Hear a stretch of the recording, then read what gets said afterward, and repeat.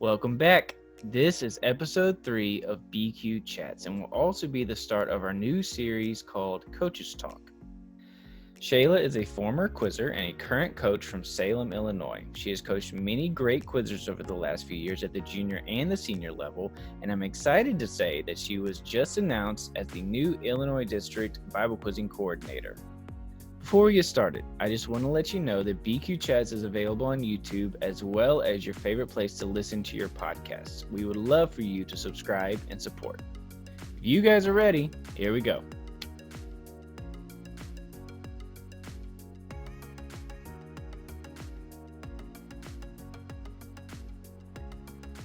Hey Chaela, how you doing? Hey, good. How are you? Good. It's really good to have you today. I'm excited to have you. So I would love for you to tell everyone a little bit about yourself to start us off. Well, my name is Chaela from Salem, Illinois, originally. That's where I live now. Quizzed with Salem, the team from Salem, for about 13 years. I started when I was 5. More appropriately, my mother started when I was 5. And would teach us all of our verses. And I went through, my last year was 2008. I took 1 year off in juniors. And of course, the year that I took off was the first year that the team went to nationals. And I was like, well, good grief. And so I joined back up the next year and stayed in it ever since then. So my last year was 2008. And then since then, I kind of took a different path at the end that I didn't. I was in college at the time. And so I wasn't as involved with quizzing for the next few years. I would usually assist in the summers with my mom. And I coached senior teams a little bit as there was interest at the church. But then I returned really to serious coaching, or what I would call serious coaching, about 5 to 6 years ago, through both divisions, junior through senior. So been with beginners that I have to call timeout and say, hang on, guys, we've got 5 questions. Just please stay in your chair for the next 5 questions, all the way up to experienced, where it's obviously a lot more intense on that level. So I've kind of went across the whole spectrum in those last 5 years. Gotcha. And really excited that you just became the new Illinois District Coordinator for next year. Yes. So congratulations. Thank you. Is there anything you're excited about or nervous about, or? Well, how long do you have, actually?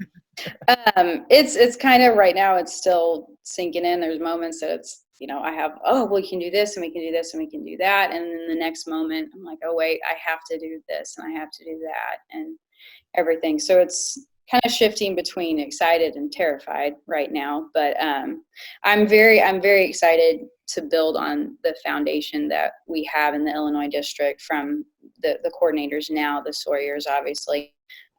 What they've done with the program, they're really giving me a good base to start with, and I'm very thankful for that. And then from the time that I quizzed, Brother and Sister Wing, who were the coordinators that I was familiar with as a quizzer, the foundation that they've given the Illinois district, I'm very, very excited to build off of that. I was amazed to hear that we had half a team in Illinois seniors 10 years ago, like one quizzer in Illinois. And now this year we have, well, at least we started the year with 9 experienced teams and 20 something intermediate teams.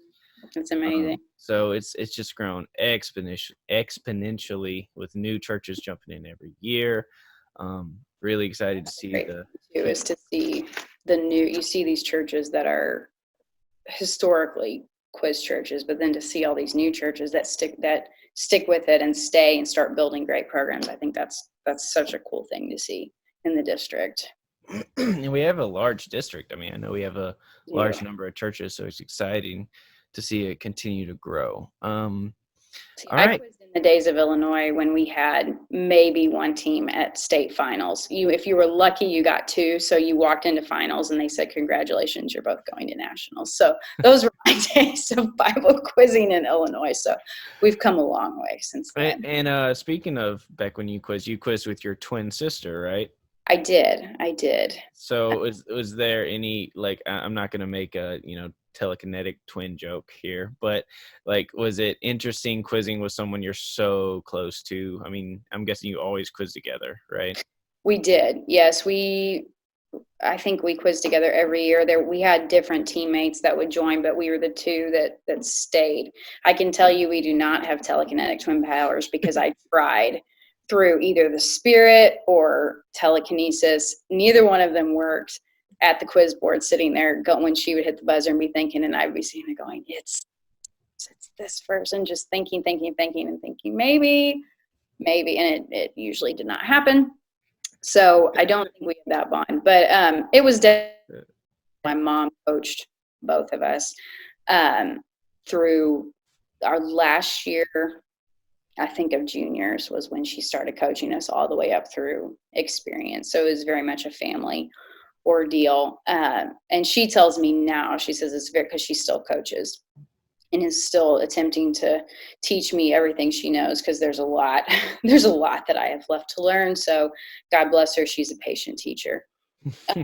But she told me, she said it's very different coaching your own children versus coaching someone else's kids. And so I know how nervous I get with my quizzers that I put in the time, and I'm back there going, I know you know this, so I can only imagine that as your daughters. But it was definitely a very special thing that Chelsea and I both quizzed out. We finished up the same year, obviously, but to have somebody who was your teammate in life and your teammate at the quiz board, I think it helps, because there's a lot of lessons that you have to learn as a teammate that you learn at home at 5, 6, and 7, because it's your twin, and you just have to learn how to work together and how to live together. And so those lessons outside of the quiz board, I think, really helped solidify how we work together as a team.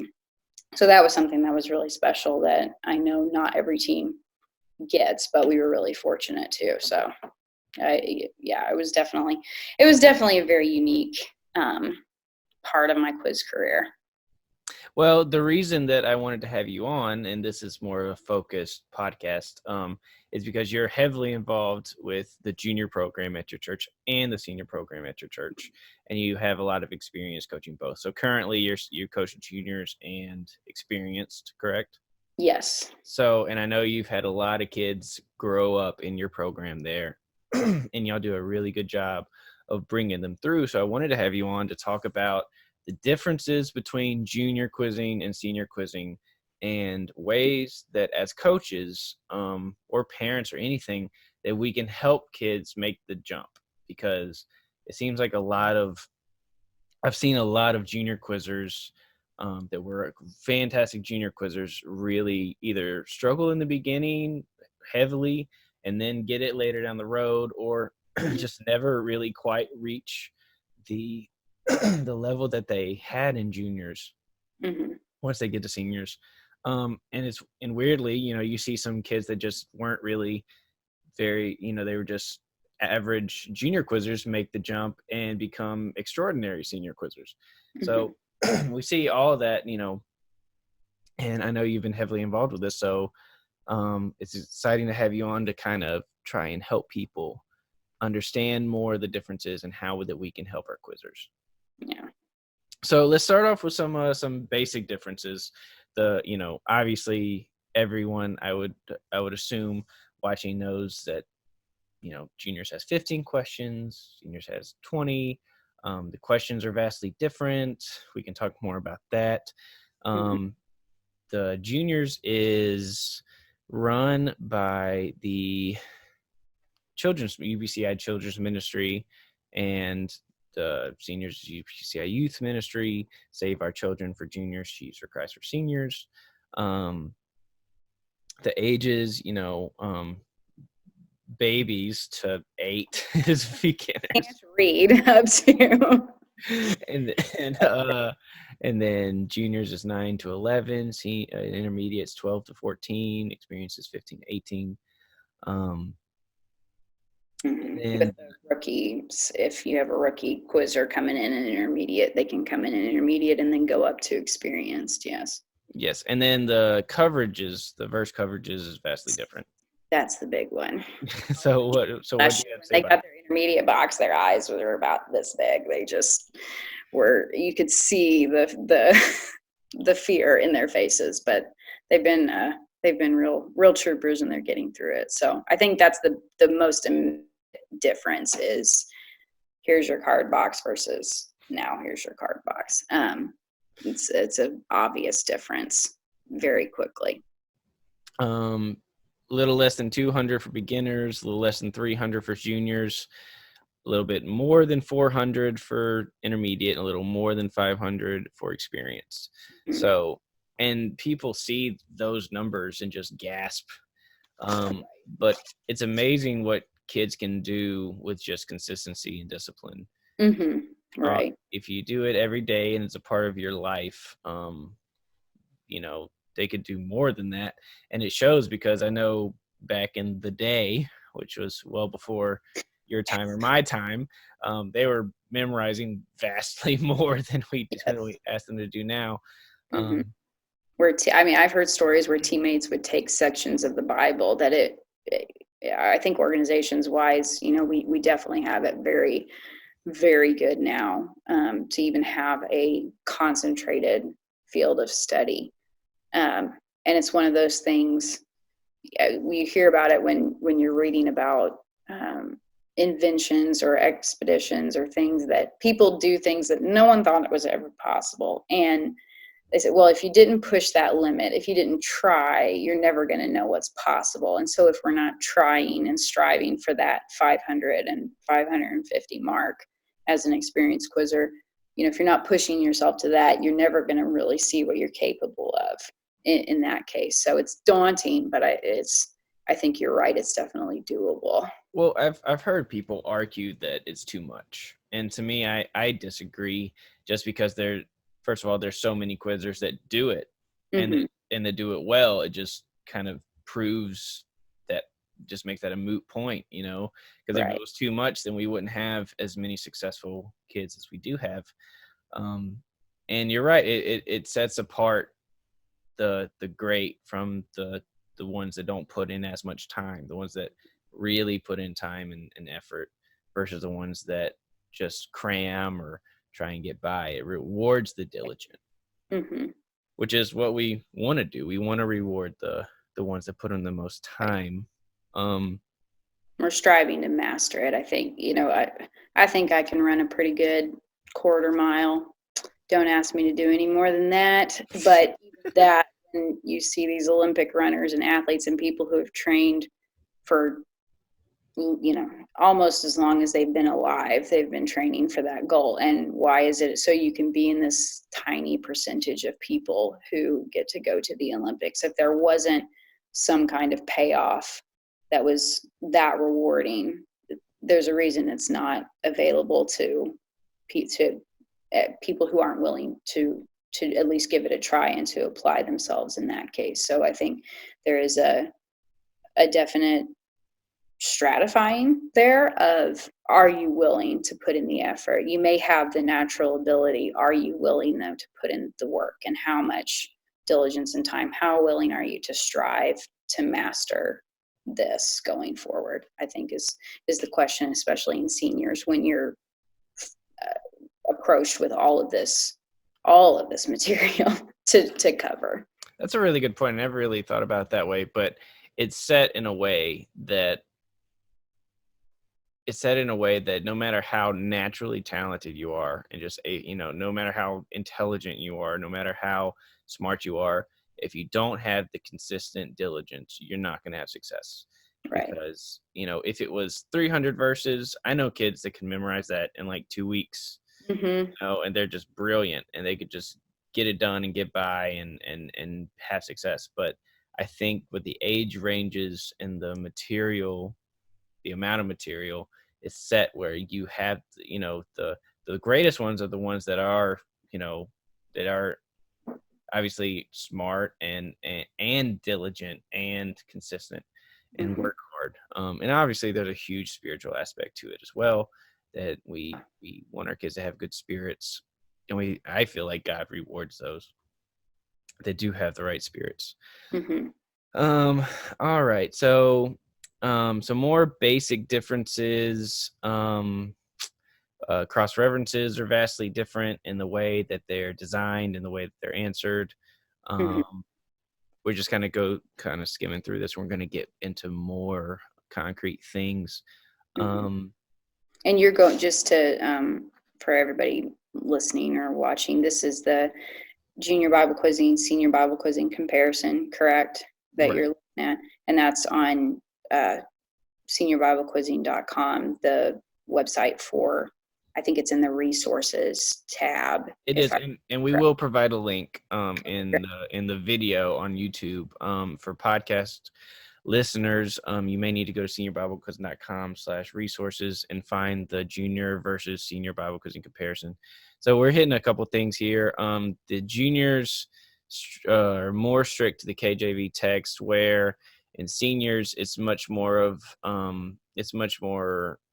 the understanding of what the verse is really saying. And we typically, as a question writer and when judging or quiz mastering, you have to look at other texts sometimes to really get okay, so this is the why. Sometimes other versions really clearly make that this is the why, or this is a how, or pronoun specification. Other versions can help make that more concrete. So Mhm. it's important to always at least look at other texts. I encourage quizzers especially to look at other texts when learning, to Yeah, kind of have a greater grasp of what's actually happening in the verse. I Um, usually tell them, especially Paul's writings, because he's such a heavy lawyer style, and I love it, but hate it because he'll make the opposite point to make his point and put things in different words, but and it's very logical, but it can be hard to follow. And so what I tell my senior quizzers is memorize the material, get it down. Once you've got it down, read it in a different and storyboard it or line it out for yourself so you understand what's going on. So because I don't want them to get, the phrasing mixed up for with some other version. So once it's concrete in their mind, and then that's when I say, okay, go try reading through this chapter in a different version. So to understand the context and what's being said here. Gotcha. That's a good point. I've encouraged them to do it as they read, but it Mhm. probably would be a better idea to wait until they And really I have mean, it locked it in. depends on the kid. I would get something stuck in my head that's incorrect. And so, you know, Right. No, that I I think I get. read I this and well, that's here we go. I probably would too. Another difference with obviously juniors and seniors is verse reference in the question. Juniors almost always get the verse reference right there. Seniors, it's, I don't Blank know, text. They get the verse reference. 30% of the time they get the reference. Maybe a lot of questions ask for the verse reference. Right. So references are obviously much more important in in seniors. And not only are the verse references important, but um, learning the verses in a vacuum is okay in juniors, where you just memorize this verse. You Right. just have to understand what's happening in this verse, and the other verses around it don't matter as much, because you're never going to have a question that goes past this verse. Right. Where in You are, seniors, they're going to tell you, right, according to verses, blah, blah, blah, and blah, blah. They'll give you that big red warning sign right at the beginning in juniors. right, in seniors, you have to understand the verses around it and how they flow, and who's talking or who's doing what, and pronouns, and understand what it's talking about. So you can't just learn verses in a vacuum anymore. You have to learn it as a package and understand Right. the flow of it, um which is tough. That's part of the Mm, tough transition is thinking in it more broadly and understanding it as a whole. right. I Um, would say with that, juniors, I would liken it to a news bulletin or a telegram that you're trying to, if anybody knows what telegram is, I mean, maybe Twitter where you have less words or whatever, you have a certain number of characters that you can only fit in, you just highlights, or it's a short, it'll be the little alert that pops up on your phone and says, this happened, and that's it. And that's junior quizzing, or answering a junior question, really, not junior quizzing as a whole. Is answering those questions is, here it is, that's it. And in a quick sentence, go for it and tell us what is said. Seniors is the full story. So if well, how did it happen? Why did it happen? Where did it happen? All of those context things that you get once you open the news story, or once you talk to someone and get the full story of what happened, that's senior Bible quizzing. If I had to make that very, very base and quick comparison, that's what I would say. Is it's a bulletin versus the whole newscaster story. I think kids today would prefer the Twitter analogy. The Twitter, yeah. Is it to the Telegram? Back in my day when we were sending telegrams or something like that. Oh, what? We're the same age, and I don't know what a telegram is either. You don't know what a telegram I know what a telegram is. I'm picking. Like, oh my word. What school did you go to? I'm from Louisiana. We know what Comments. we know what telegrams are. So essence, there's no and juniors have no defined definition of essence, and seniors kind of does. A little bit, yes. So we'll get more into essence later, but that's definitely an important thing to understand. Use of 1, 2, 3 time words. In juniors, most cross-reference questions are basically your 2 and your 3 time words, right? Mm-hmm. Yeah. I mean, there's not much more. If you memorize your 2, 3 time words, you pretty much got cross-references. You may get some similar phrases if there's something that's a slam dunk.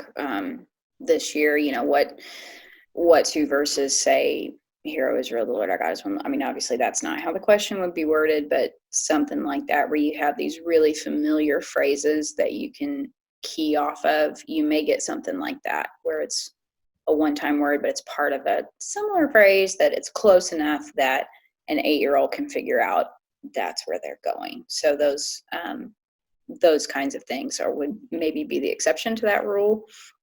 But in general, yeah, 2 or 3 time words, you're usually good on your cross references. And then seniors, you transition and you've got similar phrases, repeated phrases, 1, 2, 3, 4, 5, 6. Not really, but usually you're fine with 1. 5, which verse mentions 6. Yeah, you got numbers, animals, proper names, geographic locations. All those things are important.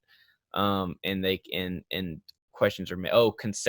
Verses that have consecutive thing, like 2 consecutive verses that name Peter, or the 2 consecutive verses that name Jerusalem, or the 2 twice mentions something, or twice mentions is another one, multiple times in a verse. There's just a lot of deeper things that you can dig into that they make questions out of.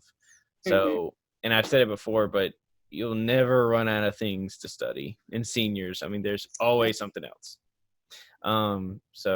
And that's why it's, in my opinion, it's built to set apart the ones that work the hardest, because there's not like this ceiling where like everybody can just hit that ceiling, and from there it's just the quickest thumb.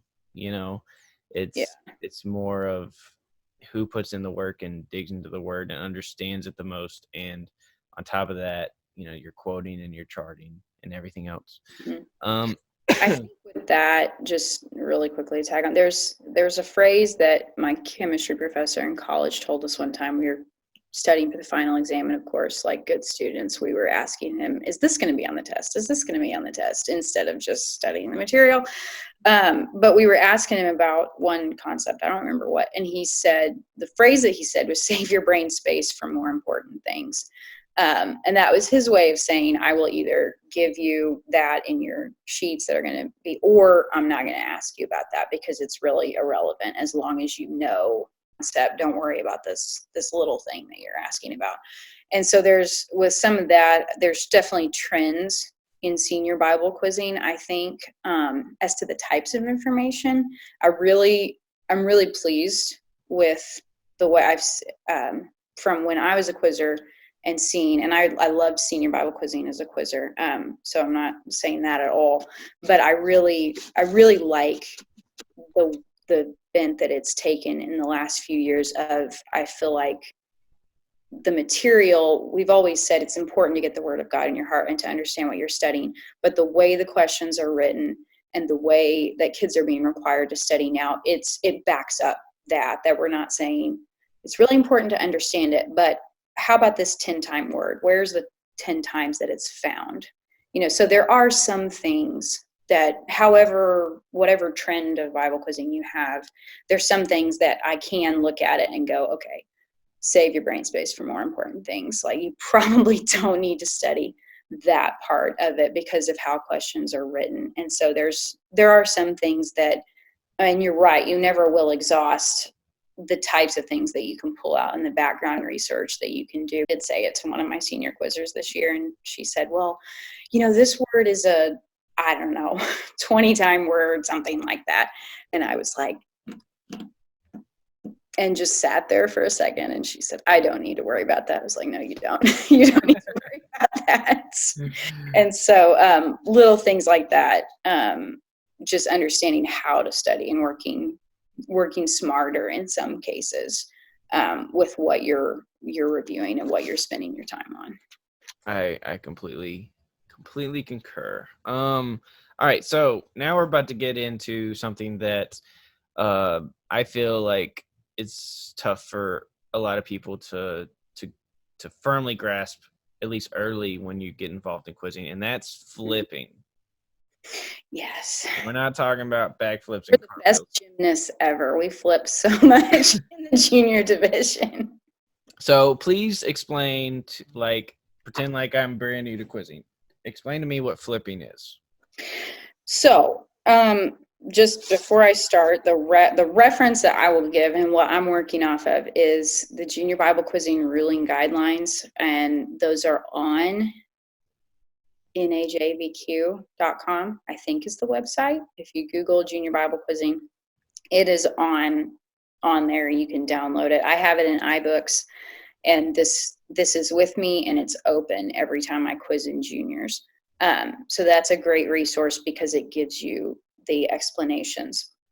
So in basic definition, and this is as I understand it, this is my disclaimer, none of this is endorsed by Brother Marshall or the Junior Bible Quizzing official. So if any of this is wrong, they can feel free to correct it.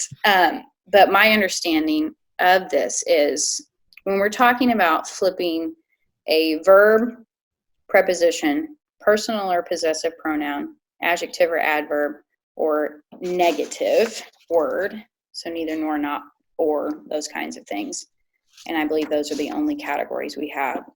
It's talking about when we say flipping, what we mean is the verb or possessive pronoun or whatever, is it in the question or is it in the answer? So did the quizzer, if the question was written, and this is the example given in the guidelines, Jesus overthrew what? So if that's the question, Jesus overthrew the tables, Jesus overthrew what? If the quizzer flips the verb, and instead of putting the verb overthrew in the question, if they flip it and are going to include it in their answer and say Jesus did what as their question, overthrew the tables, that is flipping the verb. And it works vice versa. If the question is Jesus did what, overthrew the tables, and the quizzer says Jesus overthrew what, they flipped the verb from the answer into the question.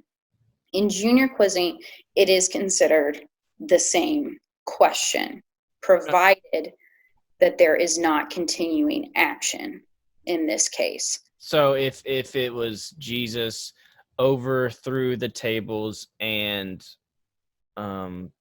jumped in the air, that's obviously not in the Bible. It's not. And then you couldn't, and the question was Jesus did what? The answer would be overthrew the tables and jumped in the air. You can't flip it then because by saying overthrew what, because that would leave out the rest of what he did. Exactly. And so that's a continuing action situation. Gotcha. So, but for the most part, flipping the verb is fine in juniors. Yes. Well as, I'm sorry, go ahead. No, I was going to flip over to the senior side, but do you have anything else from the junior side? Verb specifically with other parts of speech. Are we getting into that now? Or wait on that. Well, let's say with verbs and just go to seniors. That works. Juniors is fine to flip the verb, as like we said, as long as there's no continued action. But in seniors, flipping the verb is never okay. Correct. So, if it's Jesus did what, the quizzer has to say Jesus did what, and if it's Jesus overthrew what, it has to be Jesus overthrew what. And typically, what we hope, and what question writers do, is they either have consistency with the way they write their questions, or they set up the question in the beginning to help point the quizzer in what direction they're going. Right. So a question writer should never say, okay, so let's just stick with the silly example that we have. Jesus overthrew the tables and jumped in the air. They should never say Jesus overthrew what and did what. Right. Because that would be taking one verb and putting it in the question and taking another verb and putting in the answer. For the most part, it should be the same. If the 4-part question and it's all verb what's, then we would expect if the first one, if the verb is in the question, the rest of them, the verb should be in the question. Right. And if it starts with a did what, then it's going to be, Jesus did what, and Peter did what, and they did what. It would be consistent in that way. So, and that's part of learning patterns in senior questions, right? And yes, and that's something with seniors, the challenge becomes with juniors. I mean, I guess you could write a bad question in junior. You could write a really horrible junior question, but it's really hard to write that. And that's the beauty of the junior program, that the question is just, do you know what this verse says? And so they've learned the material and they come up and say, yes, I can answer a question about this. I know what this verse says. And so junior questions are pretty standard. They're not going to change a lot between question writers. Seniors, there's a lot more variety with your question writers of style, how they phrase questions, what types of questions they like. And so you have to put a lot more study into that. You're studying a question writer.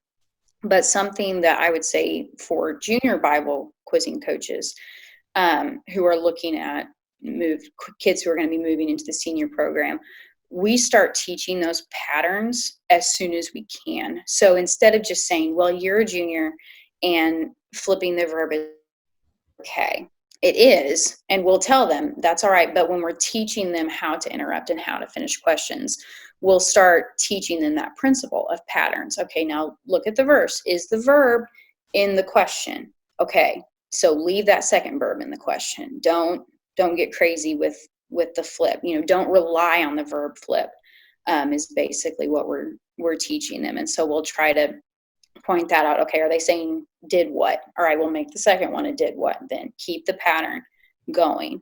And I think that helps because they're already training their mind to do it instead of just saying, whatever I say, it's going to be correct. We go ahead and start teaching them that pattern. And then as a senior quizzer, it's not like a completely new world of, oh my word, I don't get the verb flip now. So that's something that even though it's not going to really get them very much at a national level in juniors, it can help to prepare them for seniors because they don't realize it as a junior, but they're learning how to pick apart patterns in questions. That's a really good point that we should, as junior coaches, it's a good, even if you don't have senior experience, it's good to understand the senior division enough to help prepare your kids to make that jump. Because I mean, I feel like that's part of a responsibility as a junior coach, is that you should take it upon yourself to ease that transition as much as possible. Right. And that takes just an understanding of the rule differences and the question differences, and just talking through it with a 10 and 11-year-old. They can understand a lot. They just need to be, it just kind of needs to be talked and consistently when you have examples, when questions come up in practice and such. All right, the next thing, well, I think the next thing on the list is personal and possessive pronouns, which in my experience, I haven't seen much of that. Yeah, there's not. This is probably the one I had the least familiarity with, just because there's not a lot of questions that require it. Or the question leading up to that personal pronoun it'll just be obvious as to where it's going. So the one I probably have the most experience with, mainly because I've gotten 2 contests granted this year about it in the junior division, is flipping prepositions. So you do have to have a master's degree in English in the junior Bible quizzing community. It comes in really handy. So, and for us, like our students, most of our quizzers are students at our private church school. We have a few that are not, especially the senior quizzers who are in high school. And they have to memorize their prepositions. So they know it pretty well, that they'll come back and say, that's a preposition, I can flip that. And I'm like, yes, you can. Very good. As your English teacher and as your coach, very good job. And so that's probably the one. So by, unto, or through, into, about, above, all of your placement words that are prepositions. It's very helpful if you don't know them. And I usually have Google and everything else, Google, Siri, all of those wonderful things on my phone ready to go as a coach, just so I can, quickly put in the word and see what part of speech it is, just to make sure I'm not totally, out in left field somewhere. But that's probably the one that I run into the most. And it also is the trickiest because of the continuing action, or in this case, continuing placement, I guess. If something said, I think there's one in Acts 4:12. I think there's salvation. I think there's another name, under heaven, given among men. So let's just ignore the given for a second and say under heaven among men. If the question is under what, and it's heaven, and you just say where, in that case, it doesn't work, because it's under heaven among men. There's another preposition that's tacked on right there. But if it was just under heaven and you said where instead of under what, then you're okay, because all you've done is flipped that preposition in that case. So that's the one, just because there's such a huge list of prepositions, one that I think I've gotten the most, or had the most success with as a coach. It's my favorite. We're real tight. Oh, we're not. So once again, junior, and you'll see this is pretty consistent. Juniors, you can flip the preposition. Senior, you can't. And that is something that a lot of people struggle with. A lot of quizzers struggle with, because it's really hard sometimes to figure out if it's an in what, or a where, or a with what, or a how.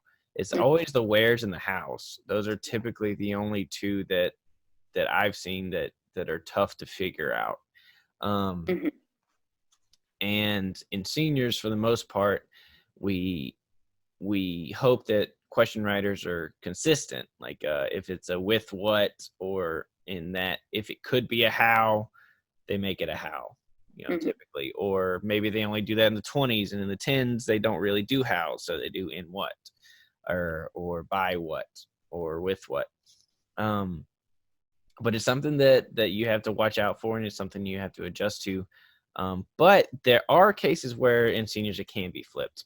Right. So it's not always, most of the time you can't. But for instance, we actually had a question this past weekend where we got a contest granted on a preposition flip, because the answer was written, the question was written where, and the question was the Lamb's book, in the Lamb's Book of Life. And my quizzer said written in what? The answer was the Lamb's Book of Life. So our contest was the preposition, in this case, the word in, was not necessary in either question. In what? The Lamb's Book of Life. Written where?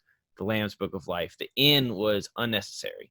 So in that case, we got it granted. Right.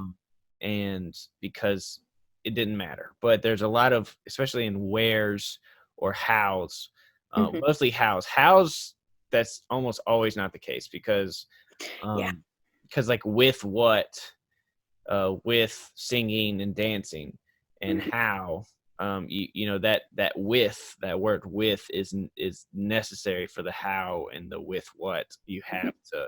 You can't flip the house for the most part that I've seen. I haven't Right. found an example yet, but the where's, I feel like every once in a while you can find one.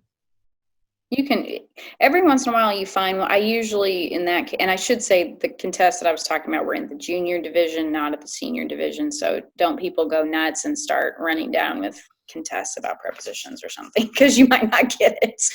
But in juniors we have that. What I'll do is, when my quizzer answers it and there's nothing else it could be, but they're discussing, I know that's the case, that it's a flip preposition or something. And so I'll sit and look at it and usually cover up the part of, the prepositional word, and ask the question to myself and say, okay, does that make sense? Does it require the same answer? Can I make an argument that it requires? So in your case, it's written where? The Lamb's Book of Life. Well, I'm answering your question without saying in, that is the same answer. And sometimes it's blatantly obvious that, okay, there's no way we can get away with this one. But in some cases it's, hey, I think I've got a pretty good argument for that. And those, you got to try it out at least. If the game demands it, then go for it. Yeah. So for the most part, when I write questions, I try and, if there's any of those weird where's or how's, I try and put those towards the beginning of the question, even if it's out of order, just so there's not that 50-50 quizzers trying to figure out if it's in what or where, or, with what or how. That's what I try to do. But for other question writers, that, that's not necessary, because hopefully they set it up with a pattern, or they're consistent in the way they write those types of questions. Right. So that's something that you have to look out for and adjust to. Well, flipping prepositions is a lot of fun. Yeah. But it's something that we all as coaches just need to try and understand, and try and help our quizzers process as much as they can. But it's one of the toughest parts of senior quizzing, but it's one of the tougher parts of junior quizzing as well. So, and again, I think as much experience as you can give them to analyzing, juniors and seniors, to analyzing what's the pattern, and if you have to stop them in practice and say, when they make the wrong question, and say, hey, what's the pattern? My last question was in what, so what's the pattern going to be this time? And they'll start picking it up after you talk them through it a couple of times. Now, the next one is flipping adjectives and adverbs. I haven't had much experience with this. Have you? Maybe a little bit in seniors, but do you feel like this is one that you run into often? Not a lot. Usually the question will lend itself to, what kind of whatever is mentioned, what kind of whatever. This is where you run into your hows a lot. How did they bring up, the Ark of the Covenant of the Lord, or something like that? And so usually the questions aren't written, at least in my personal experience, I don't think the questions are written in a way that you have to rely on the flip quite so much, because there's already a more definite pattern there that you can pull out with, instead of getting to, okay, you get to that section of the verse and you have to figure out which one is it. Is it in the verse? Is it in the question, or is it in the answer? Just from the way senior questions are worded. In juniors, this one does get a little bit more hairy with what their description is. So for instance, in their example, they say, do not err who. If the statement is, do not err, my beloved brethren, do not err who, do not err my what, do not err my beloved what, will all in essence be counted the same, because they're describing the same group of people. But things that describe a specific type of something may not be flipped in that case. So like the example that they give is vile raiment or deadly poison. If it's something that's an intrinsic property of that thing, then you can't say, you can't flip that adjective in that case. So I think really we run into it more as far as argument in juniors, just because of the way senior questions are written. It's kind of like the personal pronouns, that I think that's something that because seniors relies more on context of the verses or the grouping of verses, and it's not just, okay, here's the verse, do you know what it says? Seniors is more, do you understand what's going on? The questions are written in a way that don't really require the quizzer to figure out if they need to flip the adjective or not. I would agree. And then the last one, and this one is tough to me. This one is tough. For seniors, is flipping the negative, which you want to explain that for people that might not exactly know what that is? Mm-hmm. So in junior quizzing, when you flip a negative, it's when you complete an interrupted question that asks for the negative of a verb. So do not, do something, or let know, blah blah blah blah blah, anything that has a negative with it. If the negative of the verb is asked for, so do not what and do what, so do not err, let's just go with that. If a quizzer said do not what, err, and they said do what, do not err, those would be considered the same thing. When the question asks for the negative of the verb rather than just the verb. In seniors, you do have to get it correct. And one of the things to pay attention to in seniors to help with this is the emphasis that the quizmaster puts on something. So usually question writers will put either in bold or in all caps or something like that. And Philip, you can speak to this as a question writer, that where they want the emphasis placed to kind of cue the quizzer, hey, this is where I'm going. And the way I explain it to my quizzers is, look, you can think that the question writer is out to get you, or you can understand that they're going to try to lead you down the path as much as they can. Maybe that's totally wrong. Again, Philip, you can speak to that as a question writer. If you are trying to trip everybody up, then I'll just rephrase what I'm telling my quizzers. But I think for the most part, they do try to lead them down. If they're going to, if a verse says, do this, but don't do this, the question writer might put do what with that emphasis and do not do what.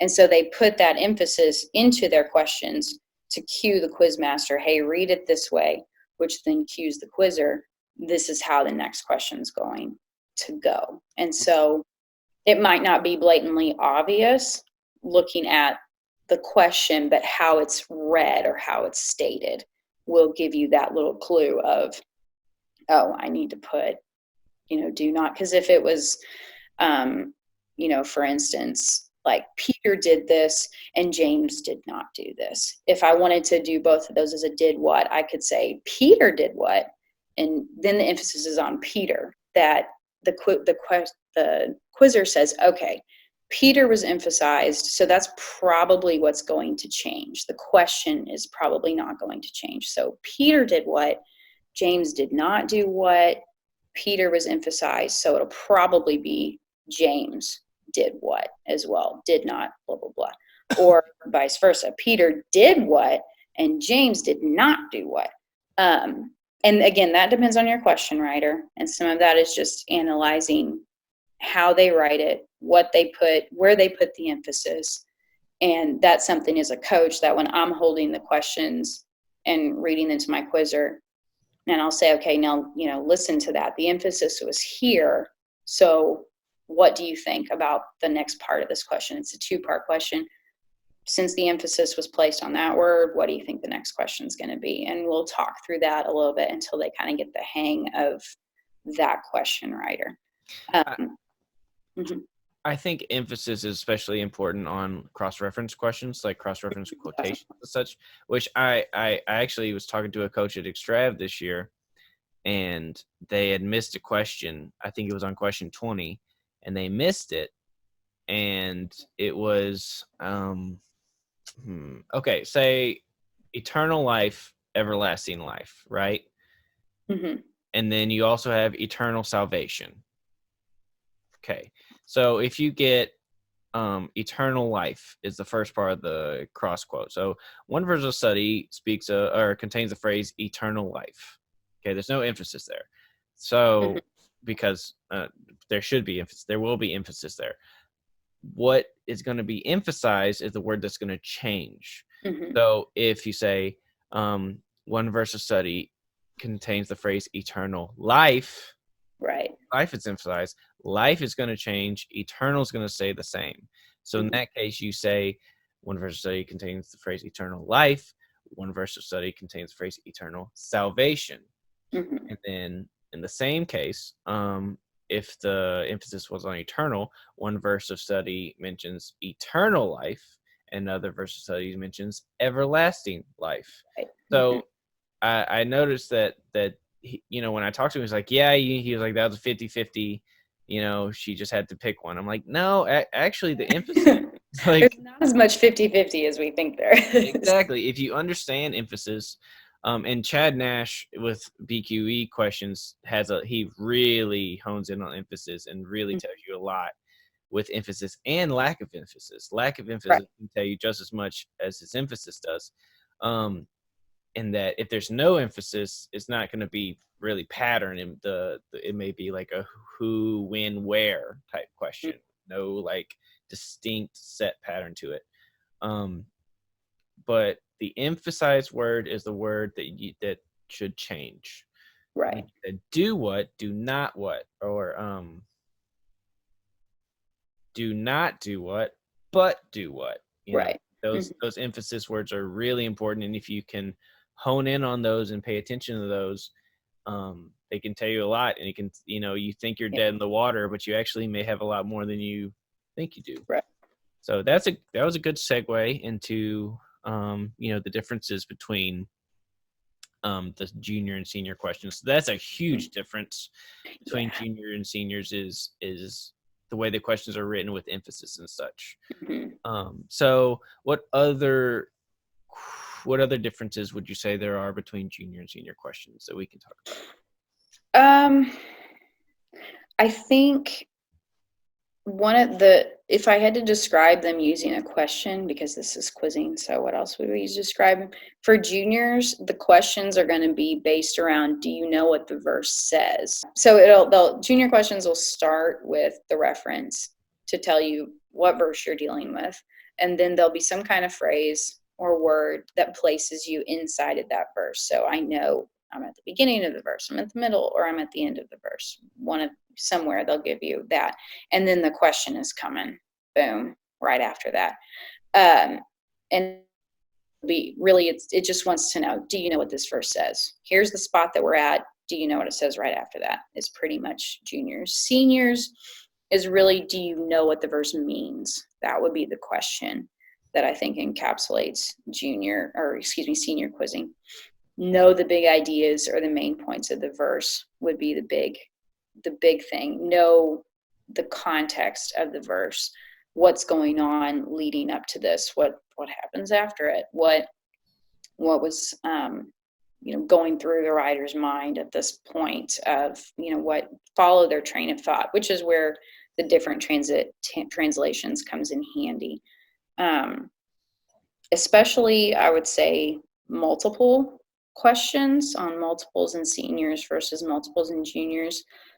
Juniors, for the most part, we tell them just expect to quote the verse on a 3 or 4 part. I call them machine gun questions because it's just you get your pattern, is it a what, and you just go down the line and boom, boom, boom, boom, boom, and hit all of the big pieces of information. And there are some senior question writers write that way still that are very just very information driven, and they still do it in a senior question format, but it's once you find your pattern, go down the line, and anything that can fit that pattern, make it fit that pattern. You see that a lot with who's and where's and why's. If there's it's a 3-part question and the first part's a who, and there's 2 more who's, you better stick with the who's or the where's or the why's. I agree 100%. It's heavy on that for sure. And so I think those are are the biggest thing. The other thing, and we touched on it a little bit, was the cross-reference questions in juniors.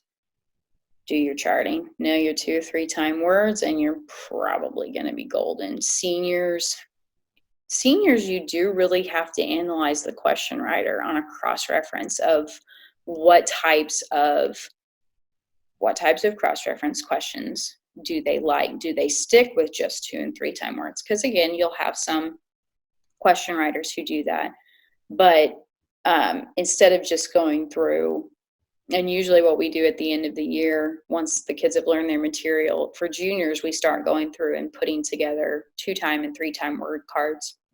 I think Brother Powers puts out cards actually already made that you can order that are very helpful. But then in seniors, the way that changes is instead of just going through and writing out the 2 and 3 time words on a card, usually with the quizzers, I try to do it with them because then it helps them learn how to analyze a question and how to study smarter instead of just harder, is to say, okay, this is a 2 time word. So, whatever, this 2 time word is in this verse and this verse. Now, let's look at those 2 verses. Can we make a cross-reference question, a good cross-reference question that makes sense out of these 2 time words or this phrase? And Brother Powers cards are fantastic for this because they have similar phrases and repeated phrases at the bottom of the card.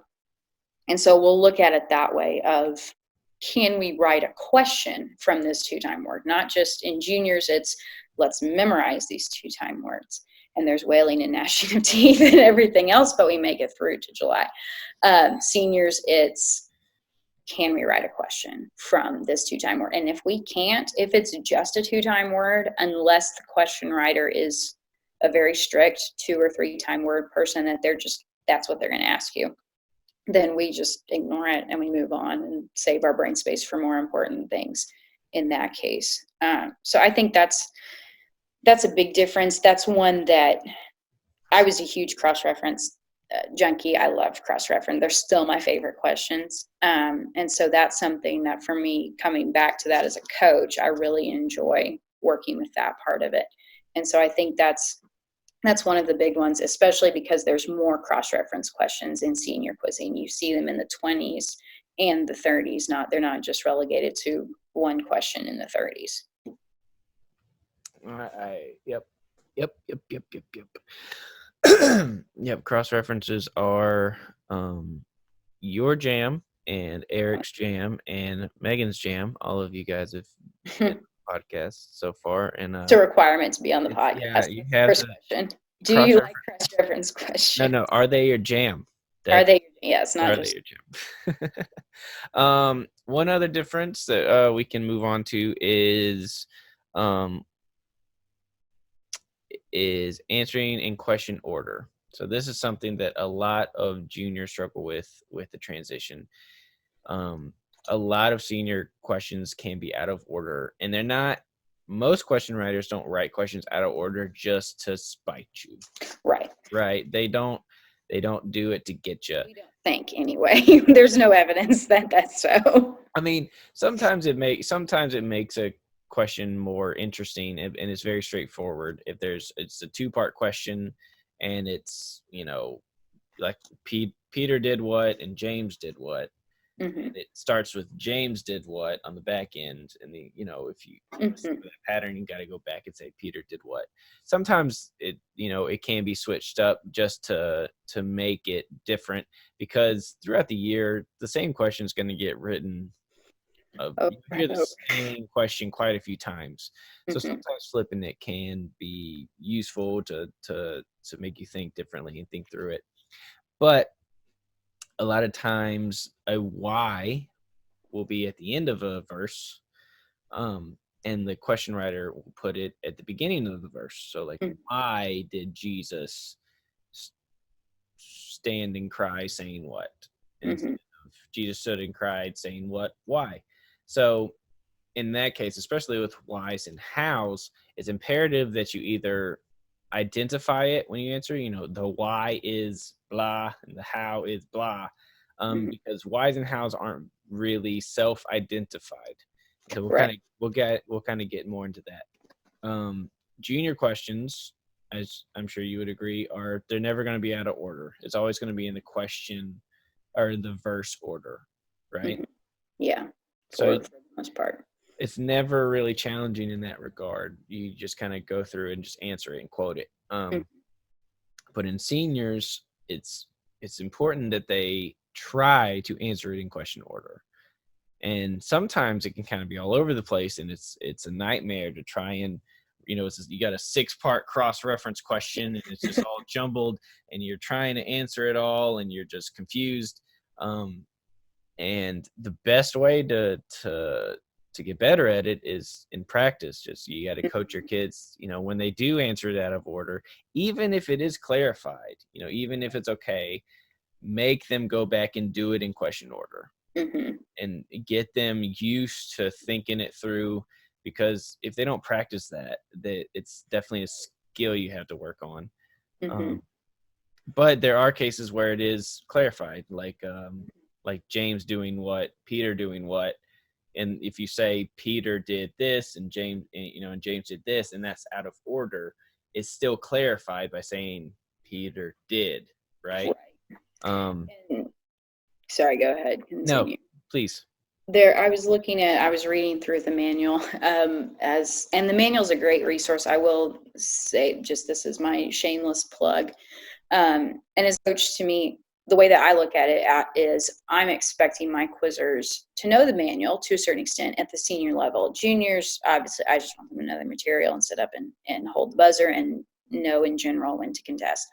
But seniors, it's much more technical. So I want them to understand the manual at a certain point. But I require this certain level of, you need to know this chart work, you need to know these verses this well, yada, yada, yada. I need to require that same amount of myself, be it just I'm with you day to day, learning the stuff. But the other side of it is I need to know that manual, and I need to know how to coach them and how to teach them how to answer things correctly and how to give themselves the best shot at answering something, because they're doing their best to learn their material and sit at the board and answer questions on it. So they put in their time. Then my side of it is I need to know how to train you to answer this. That can't all fall on the quizzer. That falls on me as a coach, and it's my job. That if I'm going to expect them to give me their best, then I have to expect myself to give them my best there. So the manual, again, this is my shameless plug, read the manual multiple times, buy it every year, read it again, have your quizzers read it, pray over it, all those good things. But in the manual, they mentioned they have a good example of this that is talking about it, the clarifying, that if you answer it out of order, but you put clarification with it, is it okay? Obviously, it's always best to just answer it in order. That's your no fail. Just answer it in the order given. But if worse comes to worse, obviously, if you don't get the answer out, then it's not correct anyway. So you might as well get the answer out there. So they were asking, the question example that's given in the manual is, by whom did grace and truth come? So that's asking a who question. And by whom was the law given? So we have two who's that we're asking about. And so the correct answer would be Jesus Christ was who grace and truth came by, and Moses was who the law was given by.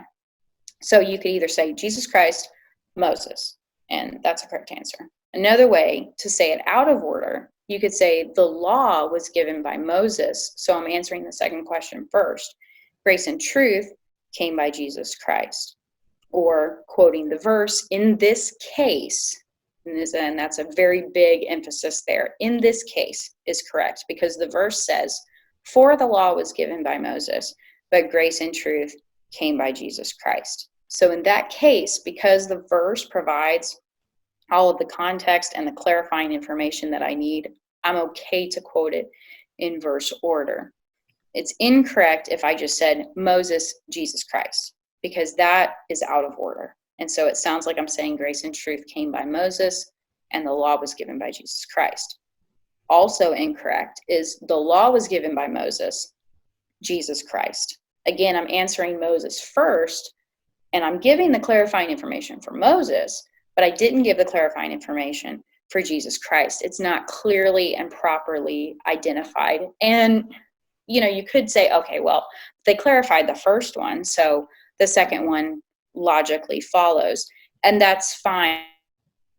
That's part of me understanding as a coach. I can say that all I want, but this is the standard that they're held to. And I have documented examples that tell me this is how we want your quizzers to answer. And so the way I like to think of it is you can either give your quizmaster and your judges a buffet of things, or you can just go ahead and give them the dinner on the plate with everything that you want them to have. The best case scenario is always just to give them that plated dinner, give them the answer in the order that they asked the question.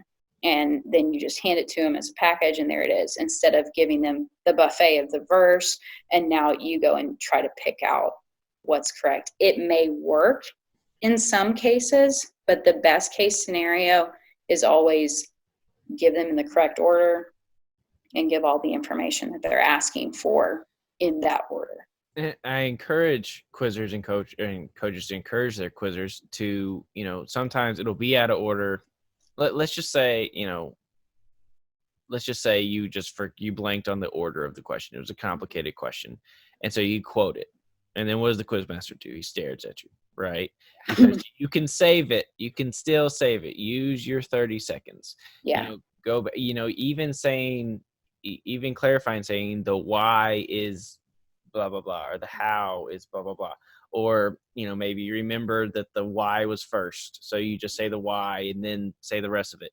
It's use your time to try and clarify, because the reason for seniors is to prove that you understand the verses.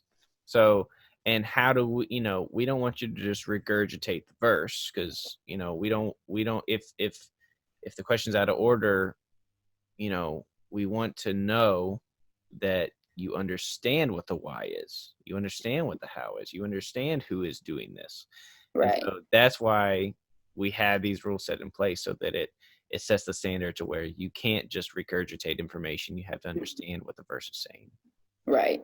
And there's some cases, in some cases in quiz practice where we've just had to say, all right, look, this quiz, unless you answer it in order, we're not getting it right. You're not going to get it right. Right now, I have the privilege of coaching a senior quizzer who is brand new, second year quizzing at all. And so I'm learning to see senior quizzing through her eyes, really, and learning about quizzing through her eyes. So the nice thing is I'm not having to break any habits from junior quizzing that, if I say, all right, you try to answer it in the order that it's given in the question, she, okay, and goes through and works on that. And so teaching all of those foundational things. And so as a senior coach, taking a kid from juniors, that becomes a little harder just because it's ingrained. The questions are going to go in this order. I can just quote the verse. As long as everything's correct, it'll be okay. And, I think it's fine in juniors. I don't think it should be any other way, because they're 8, sometimes 4 years old, for heaven's sake, and I'm just sitting there going, give them all ribbons. They're so cute. I'm sure they know it. If you ask them again, just give them all the trophies. And this is why I'm not a junior judge, because I would not be any good at it. But when you have that kid that's coming up into seniors, then, they have this pattern ingrained of, okay, well, if worse comes to worse, I'll just quote the verse, that's how I'll do it. And so from the very beginning of their senior quiz career, teaching them to try to answer it in order. And then I always say, all right, if you don't remember, and if worse comes to worse, get it out there, at least get the answer out, which I mentioned, just because, if it doesn't work, it doesn't work, but a shot is better than no shot. But the quizzers that come up from juniors that are more successful earlier as a senior quizzer, I think have coaches and different people who are pushing them in that level of, okay, I know you got away with this, but let's break that habit right now, and let's get used to how these questions are going to work. And the sooner that they can master it, and there will be some growing space, there will be some things that they just have to learn over the first few years, but keep on giving them those lessons of, all right, let's try it again, let's try to make this a habit. And the more they practice it, the better and the easier it will come as they continue on in their quiz career. One thing that I try to do a lot when I'm working with juniors and seniors is, they'll have like a 3-part question, and they'll just quote the verse to answer it, even if it's in order. And then I just go back and say, okay, what's the answer to the second question? Or what's the answer to the who? Or what's the answer to this? And if they're not used to that, they're just like, they just want to quote the verse again. It's like, no, I just want this, and I just want the second answer. What's the second answer? And to get them to actually think through it, it's very helpful, especially when they're younger. So right. if I don't get the chance to work with juniors much, I'd like to more, but that is definitely a way, I think, to ease that transition. If you make them understand the answer to each individual question, what it is, and then it makes it easier for them to flip them around. Right. One thing with that, with our juniors, right now specifically, I just thought of this example. One of our little guys, because King James wording, it's hard for a senior, it's really hard for a junior. And so one of the verses, it is the spirit that quickeneth, the flesh profiteth nothing. He's been going, it is the spirit that quickeneth the flesh. And we realized, okay, this is going to be a problem if he starts answering these questions. And so, and while he's quoting his cards, even not even just in quiz practice, but quoting, are we like, all right, stop after quickeneth, take a pause and take a breath. And so he'll go, and he's getting the hang of it now, and he knows what I'm going to do. And he'll go to the spirit that quickeneth, and then he'll take his breath, and the flesh profiteth nothing. And so then in the first few times that I asked him, because I wanted to make sure it wasn't just a phrasing problem, and I would say, okay, what quickeneth? And he would go, the flesh. And I was, no, I know that's what comes right after it, but the flow of the verse is not that way. So what quickeneth? And we would look at the verse and, oh, it's the spirit. Yeah, what profiteth nothing? And he would sit there and think, and then, okay, it's the flesh. And ask him, and so he'll finish quoting the verse, and he'll go, and it's the spirit that quickeneth, and the flesh profiteth nothing. Yes, very good. But just those little things of, they're not used to looking at punctuation in a verse. That's something that comes as a senior. They're not used to the phrasing of King James. And I mean, to say as a sentence, it is the spirit that quickeneth the flesh, that makes sense as a sentence. If you put out your sentence pattern, it makes sense. But it's not what the verse means. And so little things like that, the earlier that they can start learning how to pick those things apart, it helps them in their junior quiz career, because they give the correct answer to the question. But then it also helps in senior quizzing, that they're learning, okay, this phrase goes together, this phrase goes together, and this is what this means. So any of those little things that you can do as they're quoting helps them as a junior quizzer to pick out, oh, okay, if that was the question, here's how I would answer it, or something like that. All right, now we're going to get into quoting versus essence. So in the senior level, the only things that you're required to quote word for word perfect are labeled quotation questions. And so anything else is essence. Now, essence is where it's the same thing, but it doesn't have to be word for word. So Right. it can be a little gray area, but in essence, the answer is the same. So you may add an S on certain words where it doesn't matter if it's plural or singular, or you can use, say, Jesus instead of Jesus Christ, where in essence it's the same thing. Right. Eternal or everlasting, depending on what the root is, different things like that. In juniors, there's a couple questions that aren't labeled quotation that still have to be quoted, correct? Yes, not quotation type versus non-quotation type are kind of hairy. It just kind of depends. Officially, from the ruling guidelines, what is said is if a question asks "said what" in non-quotation type questions, the answer must contain the words that were said.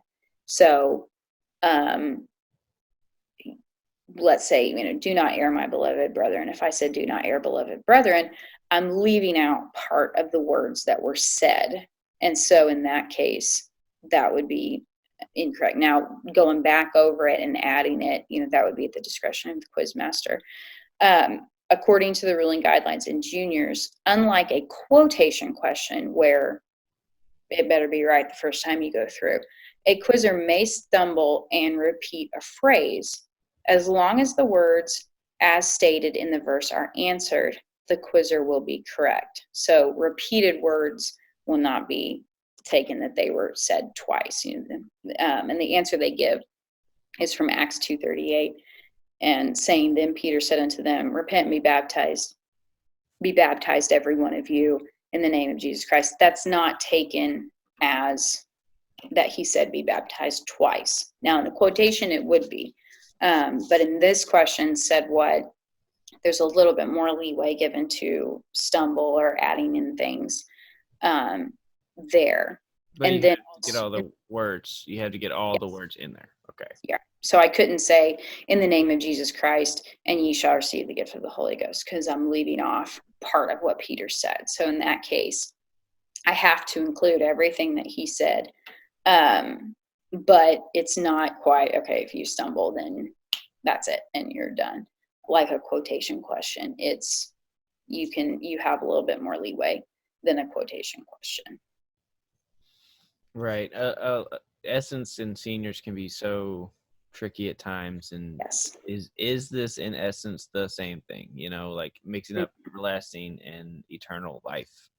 That those things in essence it is the same because they're used in the same way in consecutive verses. But that's always something that's a gray area that's at the discretion of quizmasters. It's not so gray, but it's something that you just have to kind of learn and Mm-hmm. and start to see what's essence and what's not and how it changes.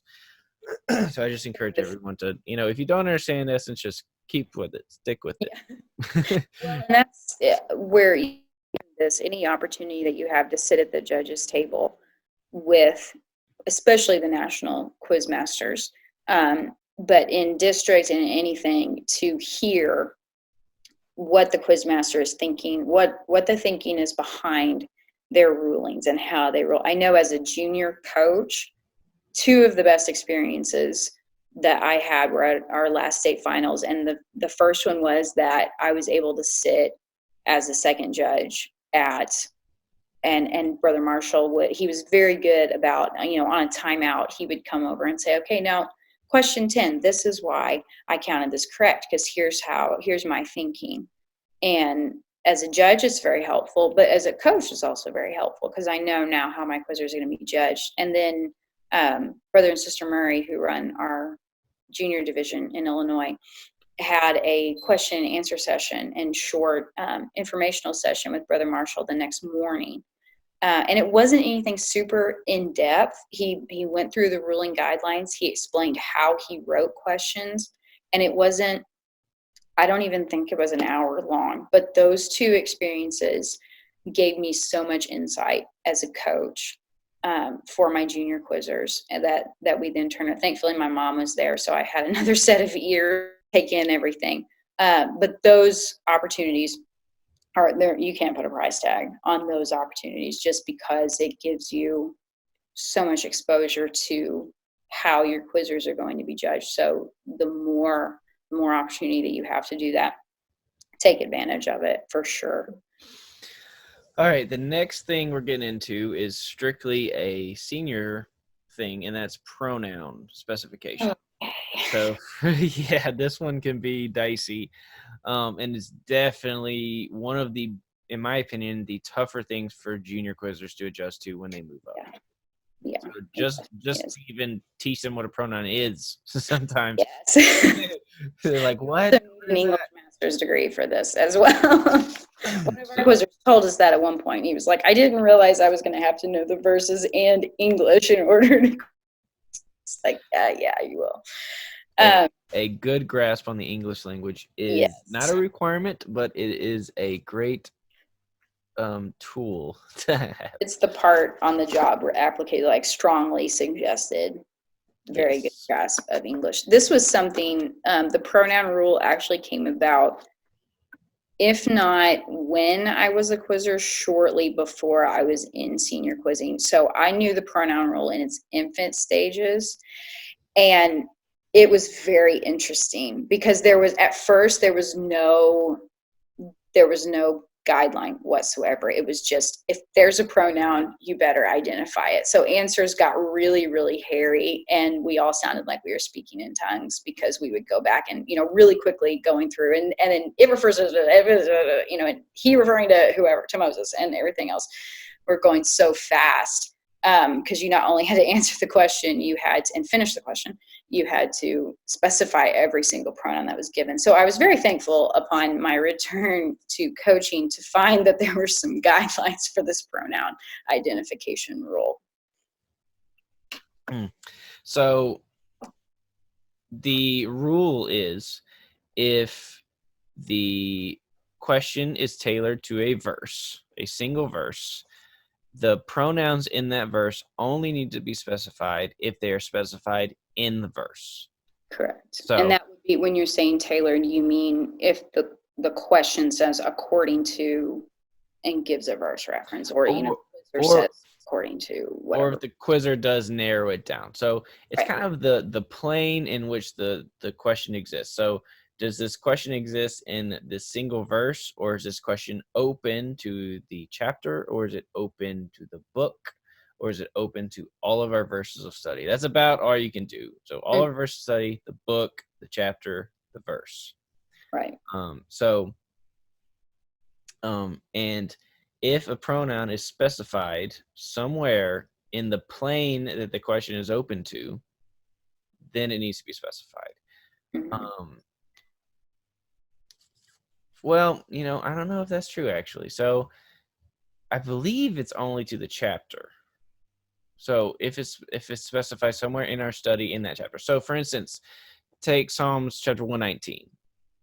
There's a lot of places in Psalms chapter 119 that specifies the Lord, and there's a lot of verses that say his, and almost all of them, not all of them, but almost all of them are referring to the Lord.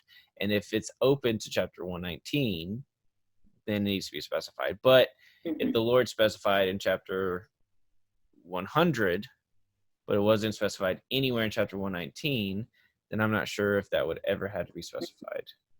This year is a little different because of how it's set up. With, you don't have a lot of context verses, or a lot of verses to give context, I guess. Whereas, last year in Galatians and Hebrews, we had the whole. Okay, we can follow the whole train of thought, and so it becomes a little. And so that's both the blessing and the curse of pulled out material. Is sometimes there's no need to identify a pronoun, but then other time, simply because we don't have the context, we have no idea. But other times, it's maybe the context is in a different section or something like that. So I think this year specifically is a different case, that I try not to judge the pronoun rule on when teaching it, just because it's a little different. But basic, to identify a pronoun, I guess, a quizzer can include it from, normally recite the verse and then go back and identify the pronoun, or go ahead and just place the pronoun there. I think quoting it. Yes, so instead of saying, so Psalm 19:14. Oh, how, or not 19:14, it's 119:97. Oh, how love I thy law, it is my meditation all the day. I'm picking up my 2-time words with meditation. It is my meditation all the day. So, what is my meditation all the day? Instead of saying it is my meditation all the day, they could just say thy law is my meditation all the day. And then again, like you're saying, if it's not narrowed down to that verse, then you have the thy in there, and you have to tell whose law it is, or if it's just according to Psalm 119, which, and I think in this case this year, because Psalm 119 is gigantic, and it's so that gets a little more hairy. So for the most part, what we tell our quizzers with pronoun identification is, if it can be narrowed to a verse, if when you're finishing your question, if you can say according to, Romans chapter 5 verse 5, or according to Matthew chapter 4 verse 4, and just stick the reference on there. If everything is contained in there, go ahead and stick it on there, because that may save you. Now, it may not if the pronoun is identified in that specific verse, but it always helps to try to do that first. Obviously, if you don't remember, try to narrow it down as much as you can. But if you leave it open to the book, the chapter, the verse, whatever. And I think with the chapters, it gets hairy, because when you think of Galatians, for instance, it's written as a letter. So, Paul's not writing it with chapter 1 to the church of Galatians. That was added in later. And so the flow of that and the pronoun may be identified. He may be following the same flow from chapter. It just depends on what's surrounding it. So when you have the benefit of following that flow of information from chapter to chapter, then that may become an issue if you just narrow it down to the book. But I don't know that I've really run into one that's a cross-chapter issue. I mean, I'm not saying it couldn't be done, but I don't know that I have run into one. Most of the time, it's usually even within a specific set of verses within a chapter, and then they move on to something else. We had an interesting one that we hadn't run into yet this past weekend. It was thou shalt bind what upon what? It was Deuteronomy chapter 6. Mm-hmm. And, thou shalt bind them, referring to the words which I command thee this day, which we've heard that pronoun specification quite a bit this year, upon thine hand. And one of my quizzers answered it, and so thou shalt bind them, referring to a sign upon. It was open to chapter 6, upon thine hand, them which these words which I command thee this day. And then the quizmaster sits there and stares at them, and it's like, what? Because there's no other pronouns where there's thine, and then you think about it, and then you realize in Deuteronomy chapter 6 verse 4, it's Israel. It's hear, O Israel. And it's weird because they're not together. We learned Deuteronomy chapter 6 verses 6 through 9, or 6 through 9, like way at the beginning of the year, and then later we learned 6 verse 4. And poor 5 is totally left out. Yeah, what's up with that? 6 verse 5 is totally gone. We always laugh about that. Well, one of my quizzers will be like, "Where's 12? Like, where'd 12 go?" And I'm like, "I don't know. I guess it wasn't enough or something." So it's important to notice those pronoun specifications in the chapter and to connect the dots as you learn and as you study. And I always encourage my quizzers in practice when answering to just go ahead and replace it as it, well, you had to be careful between differentiating between quotations, obviously, and non-quotations. But anytime you need to specify those pronouns, just go ahead and practice going ahead and doing that when you answer it in practice. And then it just kind of becomes a habit, and then it makes you think about the pronouns as you're answering it.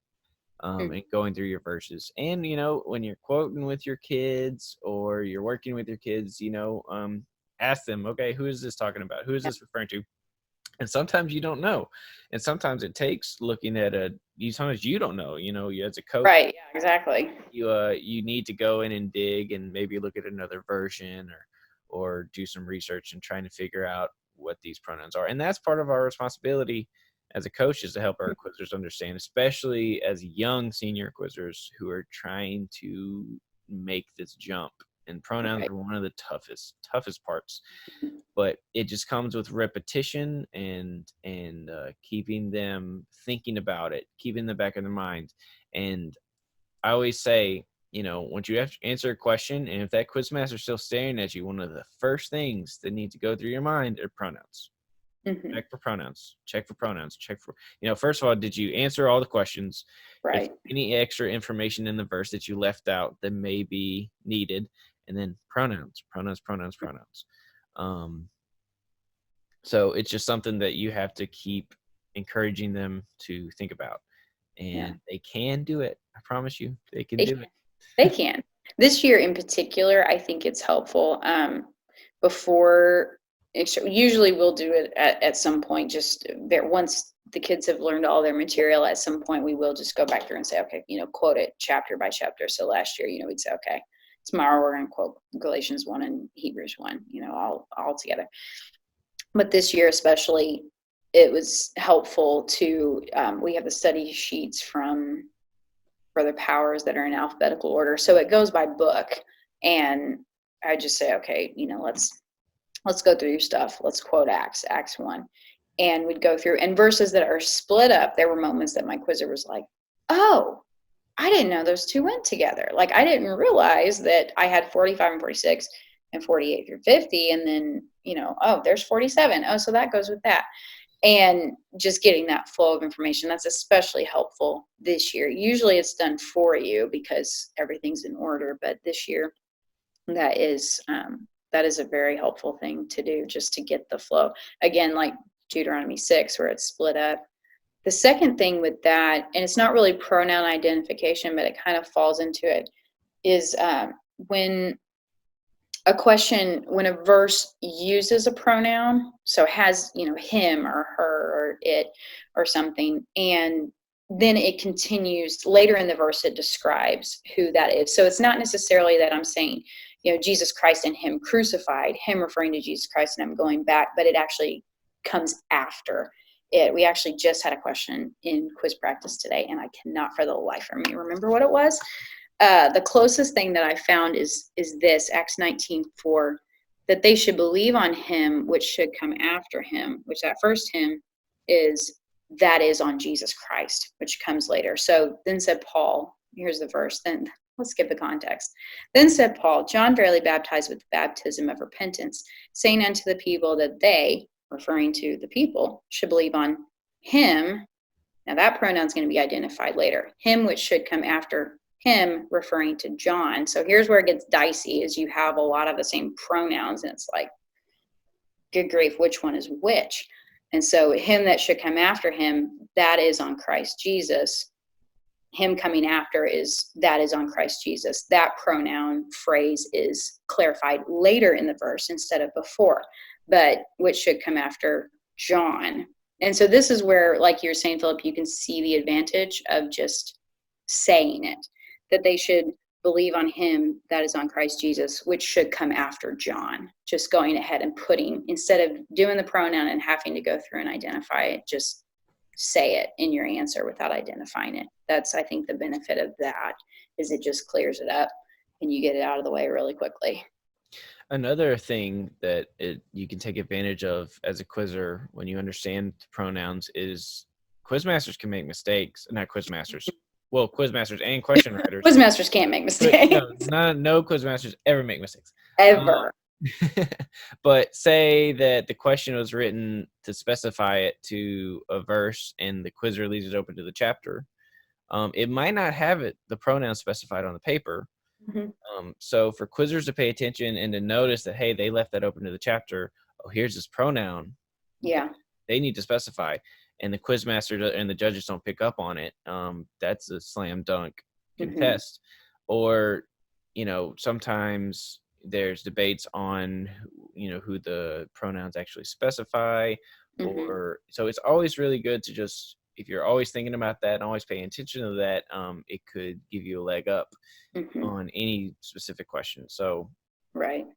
And anything you can do beforehand with that is very helpful. So the Amplified Bible I really like, because it it puts in a lot of context stuff that might be unclear in the KJV. It will list it as extra information. So it's really long to wade through if you're just reading it, but it does give you a lot of helpful information of what this is talking about or how it's worded. So that's where the other translations come in. The other thing, and this was, I forgot to mention this on the last part, when we were talking about essence, any kind of digital concordance or interlinear Bible is very helpful as a coach to have.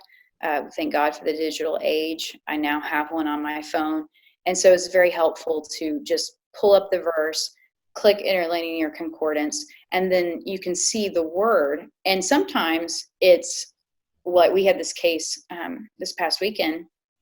One of the phrases, it was a prepositional phrase, but the original Hebrew word doesn't have the preposition separated from the subject. So it was unto the Lord, and the Hebrew word was just the word for Lord. So the preposition was put in most likely by the translator, getting the context of the Hebrew phrase and putting it in. So in that case, you could maybe make the argument for it, but in the case of like eternal and everlasting life, you have Strong's concordance, and you can say, look, this same word is used in this verse for eternal and this verse for everlasting.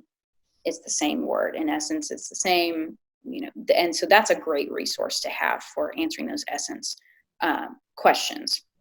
But as far as pronoun, yes, definitely different translations, and Strong's does not help me with the pronoun rule very much because it's usually just indefinite pronouns. So, and I've tried.